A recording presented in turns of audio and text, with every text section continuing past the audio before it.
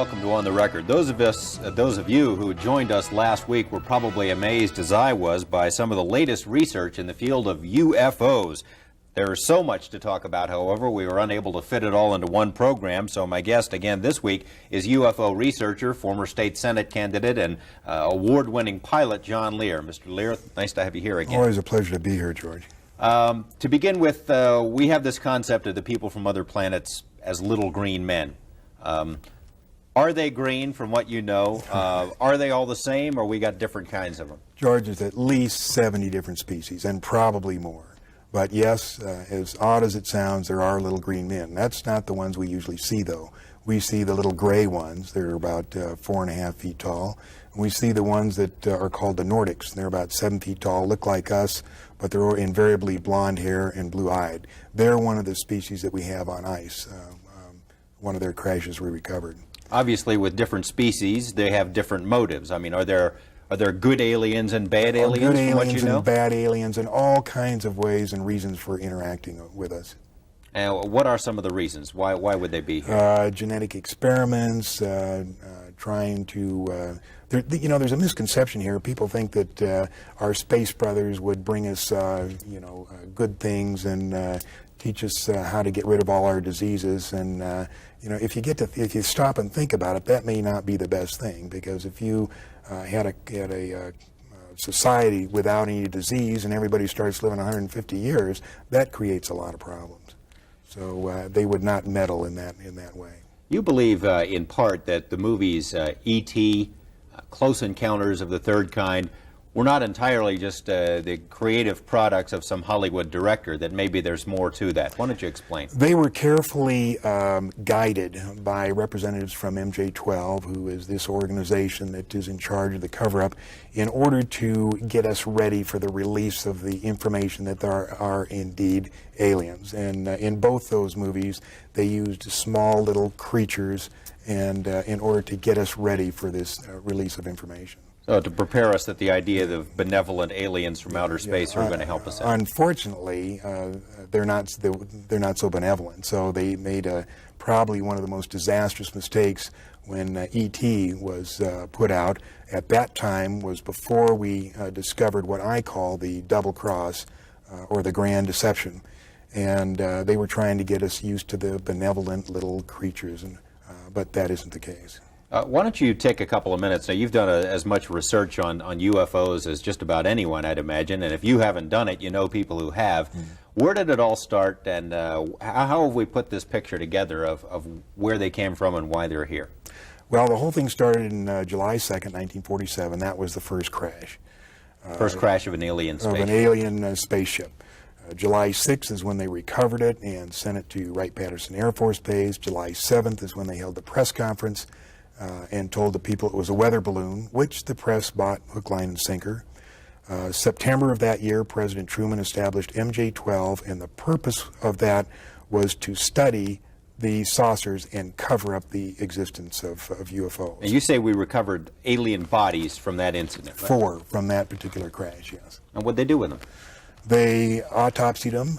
Dr. Detlef Bronk was the chief surgeon, so to speak. He was the one that named them EBEs. It stands for extraterrestrial biological entities.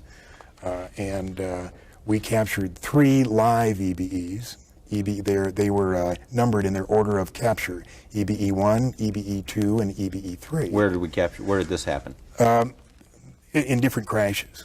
EBE-1 lived with an Air Force colonel between 1949 and 1952.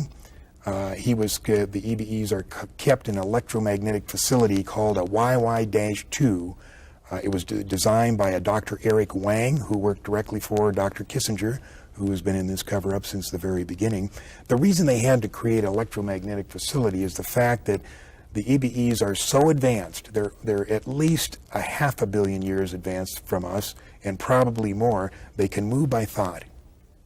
Move by thought. And they can also disappear. But they can't move by thought through electromagnetic facilities. So they built this facility. There was 2, one in Los Alamos and one either at Edwards or up at the test site. At Groom Lake, Nevada. At Groom Lake. Now there's still one EBE still living, EBE-3, and there is a videotape that eventually is going to be released to the public, and it's an interview with him. As hard as that may sound, as hard as that may be to believe, there is a videotape of an interview with EBE-3. And what is this language that the interviewers are? I haven't seen the tape, so I don't know. But on this trip I told you I took gathering all this information, a guy in Albuquerque handed me 25 secret CIA memos. And if anything can be humorous in all of this, one of these memos, in the body of the text, it said, by the way, EBE-3 wants to see the ocean. We better make the arrangements or he'll disappear again. So while he couldn't get out of this facility, he could make himself disappear and cause him a lot of trouble.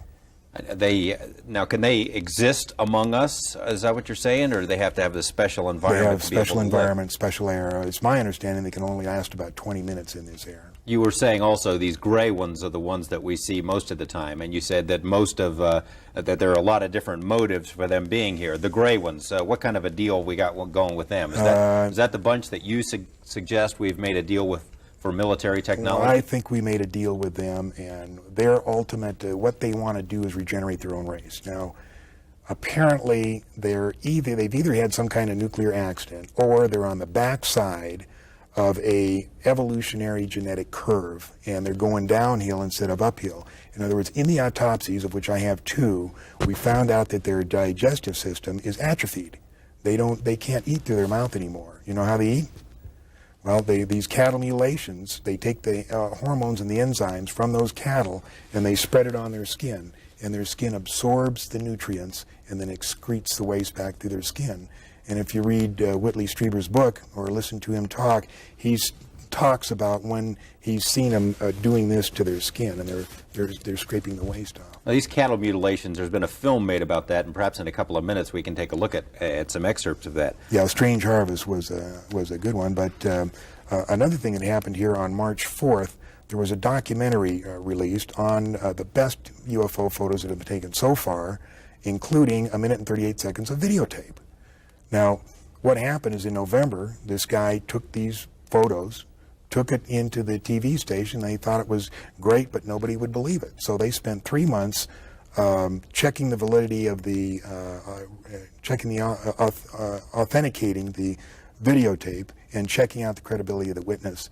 And when they had it all down, they put out this documentary, 30 minutes. I mean, it's ironclad. They're here. But do you think it got on the network? No, it was just showed locally in Pensacola. We have some of that, and perhaps when we come back, we can take a look at it. So stay with us for more of On the Record.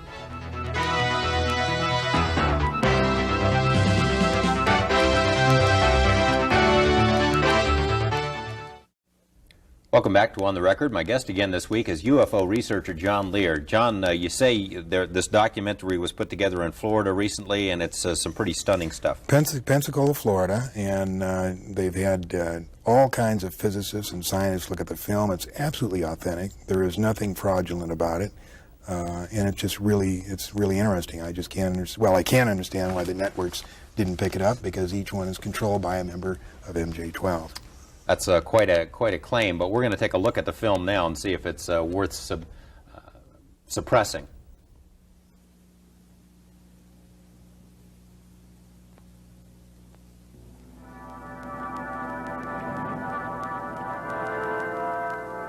Things were very normal around the house. Just a normal evening. My wife says she's got to run to the store. Anyway, I'm sitting at my desk. Out the window, I noticed something, a glow. I got up and walked around outside and looked. It just didn't look like a helicopter or an airplane. I realized that it was not something normal. I thought of calling the police, and I said, well, I better take a picture first. I had no feelings I was going to be, hurt or anything. I took 4 shots and ran out of film, and again in my mind, take some more pictures. I ran back in, took the last package of Polaroid film out, opened up and crammed it in there, because the thing's flying around out there, get it quick. It either saw me or whatever, because it started coming. It altered its course. It started coming my direction. That was November 11th, 1987, about 6 o'clock in the evening. A Gulf Breeze resident who insists on remaining anonymous took these photographs. Charlie and Doris Summerby say they saw the same thing that night over East Bay. And suddenly, Dory said, look, what's that, Charlie? I'll be damned. There were portholes. We saw portholes of light coming out of the portholes. And over the next 3 months, many more pictures would be taken.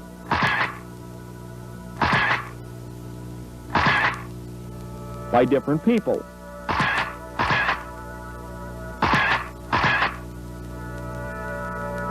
And videotapes, too. And I feel that there's absolutely no sign of a hoax, that the photographs are genuine, that the witnesses are telling the truth, and that this presents probably the best, without any doubt, the best photographic evidence in 40 years of UFO investigations.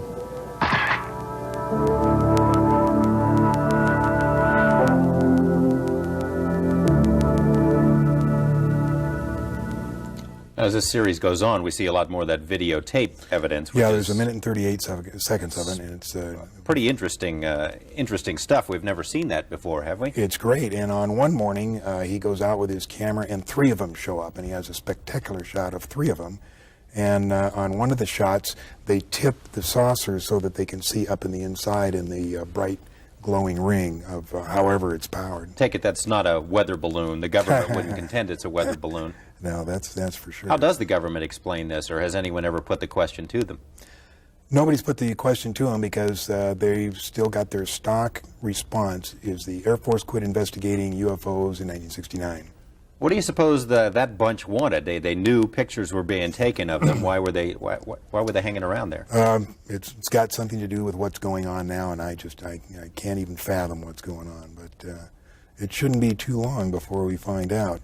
A lot of stuff has happened in the interim between July 1947 and that incident we just saw. You were going to bring us up to date on. I was going to tell you that a lot of Air Force pilots and planes have been, the pilots have been killed and the planes destroyed. The first one was the Thomas Mantell crash, January 7th, 1948. He was in a P-51 and he was chasing a flying saucer, ordered to chase one, and he got up to it and said, "Oh my God, it's huge," and that's the last thing they heard of him. 1948 was the second crash of a flying saucer near Aztec, New Mexico. 1950 was the third crash near Laredo, Texas, about 30 miles inside the Mexican border. 1952, we had 2 weekends in a row where the UFOs flew over the Capitol, Washington, D.C., buzzed the White House. Despite pictures and radar confirmations of the objects, the Air Force said it was a temperature inversion. Now, did this ever make the newspaper back in 52? It made all the newspapers, but it's been such a fantastic mental programming that we've been forced to forget this. It was in the papers. It was one of the most spectacular UFO events in history. 2 weekends in a row. In the newspapers, I don't know if you've gone back and looked at the newspapers from that era, but how did the newspaper people explain what it was? They told the Air Force line it was temperature inversion, but they had pictures of them. And it was just said it was temperature inversion. And what happened after that? What's next? The government established an intensive program of ridicule against anyone who said they saw flying saucers. And fear of ridicule was the foundation on which the cover-up was placed. Nobody likes to be ridiculed. And they built that fear into anybody so that nobody would talk about it. 1952, Eisenhower was elected. He was briefed by Hill and Cotter. Eisenhower, being military, took steps to ensure that the secret was kept. Because of his military background, he made it more military-oriented than, say, a civilian president would have. And it's this, I think, that has his actions let the real power of the executive office slip through the hands of the president into MJ-12. Now, we've got a copy of, I think, outside of that document where Eisenhower is briefed in that. He was briefed, and he set it up. And interesting thing, in late 53 or early 54, Eisenhower witnessed an alien demonstration of technology and power at Muroc Dry Lake, which is now called Edwards Air Force Base. How do you know that? How did you get that? We have witnesses who were there. Who say the president was there seeing... The president was there. There's an English guy. He passed away. He either passed away just recently, but before he did, he was the last living person who was present at that meeting. And he said that Eisenhower told the aliens that the world was not ready for him. And nothing happened until the first part of the 60s. Several more crashed in the 50s. In 1960, Kennedy was elected. Eisenhower's the last president to have a full briefing on the alien problem. There was a disdain of elected officials throughout the intelligence and military communities, and they just didn't like elected officials. So every president since then has not had high enough clearance to know the whole problem. Now they know there's aliens, they know we've recovered saucers, and they know that we're trying to get technology. But there are certain other things which probably only about 25 people on the face of this earth know. Now, on April 25th, 1964, was the first official communication between our government and the aliens.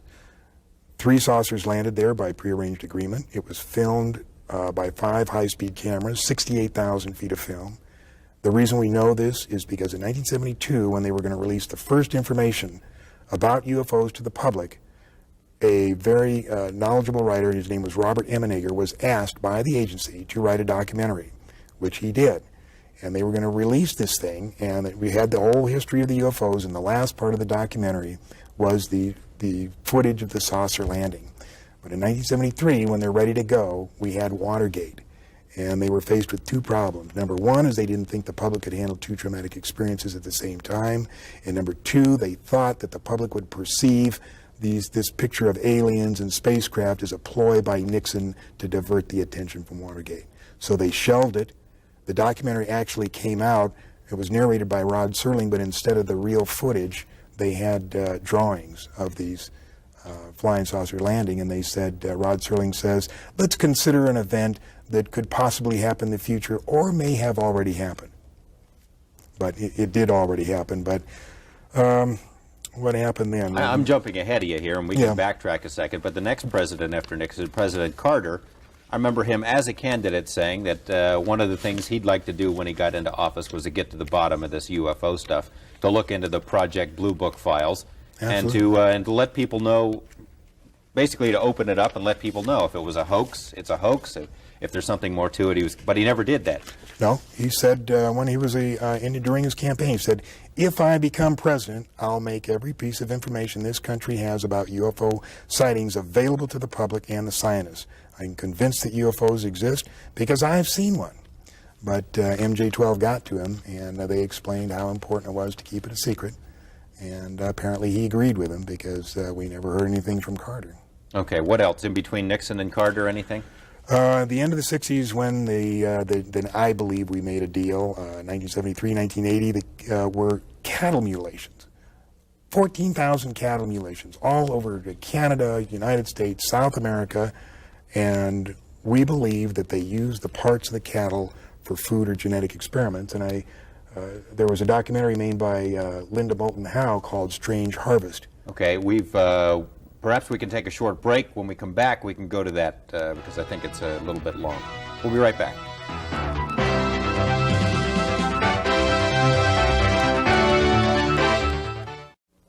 Welcome back to On the Record. The subject is UFOs. We're about to see part of a documentary. John, perhaps you could introduce it. It deals with the 14,000 cattle mutilations that happened. That's right, and we were particularly prevalent around Colorado, New Mexico, Arizona, and Utah. And it was a documentary made by Linda Moulton Howe for the CBS affiliate in Denver. And let's take a look at that now, a piece of it. Colorado are going to die each year from hard winters, disease, lightning strikes, predator attacks, and other natural causes. But in northeastern Colorado, another favorite spot for the mutilators, Tex Graves, former sheriff of Logan County, insists the 93 mutilated carcasses he investigated were not natural deaths. The very first one we had was southwest of Sterling. When we first looked at it, it was just unbelievable that you could take an animal and do this too without leaving some kind of track, some kind of evidence behind, such as cigarette butts, matches, handprints, footprints, but there was nothing. The animal looked almost horrible, and it was something that I didn't really want to believe then. And there was, we probably had 5 or 6 others before I really did believe something strange was going on. We had one up north where we believe the animal was paralyzed and was alive when it was being mutilated. An eye and an ear, the tongue, the rectal area was taken out, but the animal dug a hole with its head, but none of the other parts of the body moved, not even the legs. 6 north of town on a very hard pasture, almost like hard brick. We found tripod marks 12 inches across. The tripod marks were 14 feet apart. We found one set that had gone in the ground roughly 8 inches. And it would take a good post hole digger or our shovel to dig in like this. It indicated something very heavy had sat down in this area, yet there was no tracks leading from it nor to it. Almost nightly when this was going on, we could pick out a very brilliant, huge, brilliant light in the sky. We had a newsman take pictures of it with a very high-powered lens, but all we got out of this was the movement of it and the light showing very brilliant. Several times we observed those smaller lights come out of this aircraft and then come down toward Earth. This huge, brilliant light would hang in the air, and then when it would move, it could move up and down, backwards, forwards, travel very rapidly, and after a while, these smaller lights would join up with the larger one, and then they'd disappear. Lou Gerardo is the chief investigator for the district attorney's office in Trinidad, Colorado. Extraterrestrials are the ones mutilating animals. What do you think the implications are then for this planet? Throughout the mutilations, all of us involved have been concerned with the possibility of the mutilations going from animals to human beings, understandably. Thank God to this point it hasn't happened. Whatever they're doing with the portions of these animals they are taking, I haven't the slightest idea. There's a reason for it. It's not haphazard. There's a pattern to it. I don't know. I think it's a wait-and-see game. What else can we do? If we do have beings from outer space doing this with the capabilities to do things like this, what can we as a human race do? If they have the knowledge and the technology that it looks like they have, we're powerless. So maybe it's a wait-and-see game. I can't see anything else to do. Well, he says the mutilations have not gone from animals to humans yet. You agree with that?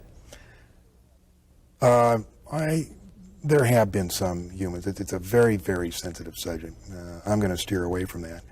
But I will tell you that since the beginning of this year, there have been over 200 animal mutilations on Long Island. It's supposedly a big secret. I know that there's 4 major law enforcement investigators working in plain clothes. On Long Island, New York? Yeah, Long Island, New York. We have an investigator working with us who's sending us videotape and keeping us informed of what's going on. So it still is a problem. And you say it's food. That's what they're doing. Well, food or genetic experiments, take your choice. Now, it hasn't gone maybe to the point of where they're mutilating humans, but you do believe there are abductions. And you also believe that at one point there may have been some kind of a clash between American military forces and these UFOs? That's one of the stories. When we began to discover what I call the Grand Deception was in 1979, and apparently there was some kind of clash. 1983 is the date that I call that we finally recognized that we had made a disastrous mistake. And that's when MJ-12 realized that they were in deep, deep trouble. They had made a deal with these people, and it had not worked out, and now the question was what to do. You got about a minute left.